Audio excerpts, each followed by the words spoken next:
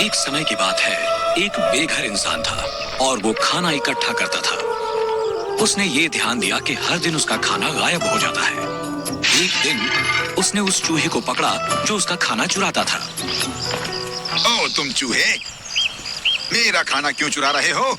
मैं एक बेघर इंसान हूँ। जाकर अमीरों का खाना चुराओ, उन्हें पता भी नहीं चलेगा। पर ये मेरे भाग्य में है कि मैं तुमसे चुराऊं। क्या? क्यों? क्योंकि ये तुम्हारे भाग्य में है कि तुम अपने पास सिर्फ 8 चीजें ही रख सकते हो। चाहे तुम कितना भी भीख मांग लो, चाहे तुम कितना भी इकट्ठा कर लो, तुम केवल उतनी ही चीजें रख पाओगे। उस बेघर इंसान को सदमा लगा और उसका दिल भी टूट गया। भला कौन ऐसी किस्मत पाना चाहेगा? मेरी ऐसी किस्मत क्यों है?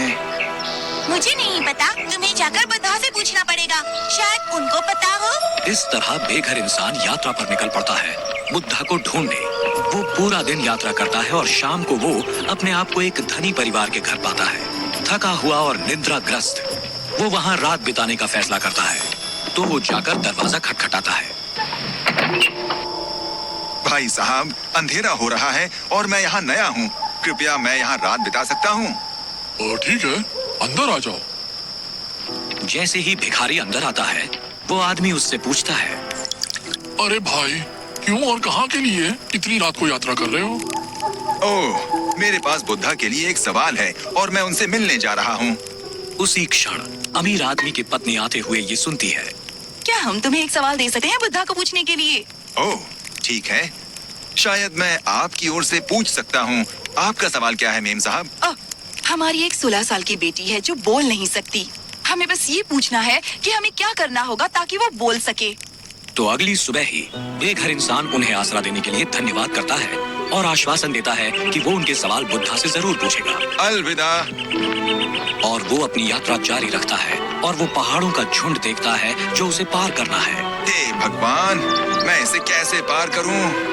वो एक पहाड़ पार करता है और उसे एक जादूगर मिलता है।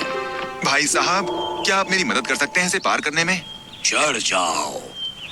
भिखारी जादूगर की छड़ी पर चढ़ जाता है और जादूगर के पीछे बैठता है। वो जादूगर अपनी छड़ी का इस्तेमाल करता है खुद को और भिखारी को उन पहाड़ों के झुंड को पार करने में। जैसे ही वो पहाड़ों के झुंड के ऊपर से उड़ते हैं, जादूगर उस इंसान से पूछता है, तुम कहाँ जा रहे हो? इन पहाड़ों को क्यों पार करना चाहते हो? मैं जाकर बुद्धा से मिलकर पूछने वाला हूँ मेरे भाग्य के बारे में। सच में? कृपया मैं भी एक सवाल दे सकता हूँ तुम्हें बुद्धा से पूछने के लिए? मैं 1000 साल से स्वर्ग जाने की कोशिश कर रहा हूँ और मेरी शिक्षा के अनुसार मुझे अब तक स्वर्ग चले जाना चाहिए था। क्या तुम बुद्धा से पूछ सकते हो मुझे क्या करना होगा स्वर्ग जाने के लिए? बेशक, मैं आपका सवाल उनसे पूछूंगा। जैसे ही वो अपनी यात्रा जारी रखता है, उसे एक आखिरी रुकावट मिलती है, एक नदी जो वो पार नहीं कर सकता। अब ये क्या? मैं इस गहरी नदी को कैसे पार करूं? सौभाग्य से उसे एक बड़ा कछुआ मिलता है जो उसे नदी पार कराने का फैसला करता है। जैसे वो नदी पार कर रहे होते हैं, कछुआ उससे पूछता है, तुम कहाँ जा रहे हो? मैं बुद्धा से मिलने जा रहा हूँ और मैं उनसे एक सवाल पूछूंगा अपने भाग्य के बारे में। क्या तुम मेरे लिए उनसे एक सवाल पूछोगे? बेशक, क्या सवाल है? मैं 500 सालों से एक ड्रैगन बनने की कोशिश कर रहा हूँ और मेरी शिक्षा के अनुसार मुझे अब तक एक ड्रैगन बन जाना चाहिए था। कृपया तुम बुद्धा से पूछोगे कि मुझे क्या करना पड़ेगा एक ड्रैगन बनने के लिए। धन्यवाद प्यारे कछुए, मुझे नदी पार कराने के लिए। मैं आभारी रहूंगा। मेरा सवाल पूछना मत भूलना। बिल्कुल नहीं, मैं तुम्हारा सवाल जरूर पूछूंगा। वो बेघर इंसान बुद्धा को ढूंढने की यात्रा जारी रखता है और आखिर में वो पहुंच जाता है जहां वो रहते हैं। वो भिखारी मठ के पास खड़ा रहता है और एक लंबी सांस लेता है। पहुंच गया मैं। आखिर मिल ही लूंगा महान बुद्धा को। वो बेघर इंसान अंदर प्रवेश करता है, जोशपूर्ण और आनंदित, तैयार होकर खुद के और बाकियों के सवाल पूछने के लिए। वो अंदर प्रवेश करता है और महान बुद्धा के सामने सादर प्रणाम करता है। कृपया मेरा नमस्कार स्वीकार करें बुद्धा। मैं बहुत दूर देश से आया हूँ आपसे कुछ सवाल पूछने के लिए। क्या मैं उन्हें पूछ सकता हूँ? बेशक पूछ सकते हो, पर मैं 3 सवालों के जवाब दूंगा। याद रहे, केवल 3 सवाल। वो इंसान हैरान रह गया। उसके पास 4 सवाल थे। पर मेरे पास 4 हैं। अब मैं क्या करूं? तो वो ध्यान से सोचता है। वो कछुए के बारे में सोचता है। कछुआ 500 सालों से जी रहा है, ड्रैगन बनने की कोशिश में। बेचारा प्राणी, जिंदगी कितनी कठिन होती होगी उस गहरी नदी में रहना। फिर वो जादूगर के बारे में सोचता है, जो 1000 सालों से जी रहा है स्वर्ग में जाने की कोशिश में। ओह, 1000 साल काफी लंबा समय है। उसे अब स्वर्ग जाना ही चाहिए। आखिर में उस लड़की के बारे में वो सोचता है, जो अपनी पूरी जिंदगी जीने वाली है बिना कुछ बोले। पूरी जिंदगी बिना बोले, ये क्रूरता है। और फिर वो अपनी ओर देखता है। मैं बस एक बेघर भिखारी हूँ। मैं वापस अपने घर जाकर भीख मांगना जारी रख सकता हूँ। मुझे इसकी आदत है। कुछ भी नहीं बदलेगा, पर उन लोगों के लिए सब कुछ बदल सकता है, अगर उन्हें अपने जवाब मिले तो जैसे ही उसने दूसरों की समस्याओं की ओर देखा, अचानक उसे खुद की समस्या छोटी लगने लगी।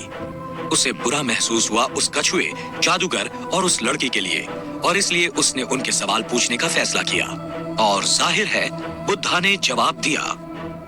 कछुआ अपना ढांचा छोड़ने के लिए तैयार नहीं है। जब तक वो अपने ढांचे के आराम से बाहर नहीं आएगा, वो कभी ड्रैगन नहीं बन सकता। ओह, किसने ये सोचा होगा? वो जादूगर हमेशा अपनी छड़ी साथ रखता है, कभी उसे नीचे नहीं रखता, और ये एक आसरे की तरह है जो उसे स्वर्ग जाने से रोक रहा है। ओह, मैं उन्हें जरूर ये बताऊंगा। और उस लड़की का क्या? रही बात उस लड़की की, वो जरूर बोल पाएगी जब वो अपने हमसफर से मिलेगी। धन्यवाद ओ महान बुद्धा। बुद्धा उसकी तरफ देखकर मुस्कुराए। वो बेघर इंसान ने बुद्धा को प्रणाम किया और अपने घर की ओर वापस निकल पड़ा। उसे वो कछुआ फिर से मिला। क्या तुमने पूछा? हाँ बेशक, तुम्हें बस अपना ढांचा निकालना है और तुम एक ड्रैगन बन जाओगे। वो कछुआ अपना ढांचा निकालता है और उस ढांचे के अंदर बेशकीमती मोती थे, जो गहरे समंदर में मिलते हैं, और वो उसे उस बेघर इंसान को दे देता है। इन्हें तुम रख लो। मेरी तरफ से धन्यवाद है। मुझे अब इनकी जरूरत नहीं है, क्योंकि अब मैं एक ड्रैगन हूँ। धन्यवाद भले इंसान। और वो उड़ जाता है। अब वो बेघर इंसान उस जादूगर से मिलता है एक पहाड़ की चोटी पर। आपको बस अपनी छड़ी नीचे रखनी होगी और आप स्वर्ग जा पाओगे। सच में? यही बुद्धा ने कहा था। इस तरह जादूगर अपनी छड़ी छोड़ देता है और उस इंसान को अपनी छड़ी देकर उसे धन्यवाद कहकर वो स्वर्ग की ओर प्रस्थान करता है। अलविदा इंसान, अच्छे से रहना। उस इंसान के पास अब कछुए का दिया हुआ धन है और जादूगर की शक्ति भी। वो वापस उस परिवार के पास जाता है जिसने उसे आसरा दिया था। वो उसे देखकर खुश हुए और जवाब की उम्मीद करने लगे। महान बुद्धा ने कहा कि आपकी बेटी तब बोल पाएगी जब वो अपने हमसफर से मिलेगी। और उसी क्षण बेटी नीचे आई और वो बोली, क्या ये वही आदमी है जो पिछले हफ्ते भी यहाँ आया था? वो लड़की और उसके माता पिता हैरान थे। वो उस बेघर इंसान की ओर देखते हैं। वही उस लड़की का हमसफर था। माता पिता ने उनकी शादी तय कर दी और वो हमेशा खुशी से रहने लगे। तो याद रखना दोस्तों, इस संसार में तुम जो भी अच्छा करते हो, वो वापस तुम्हारे पास ही आता है।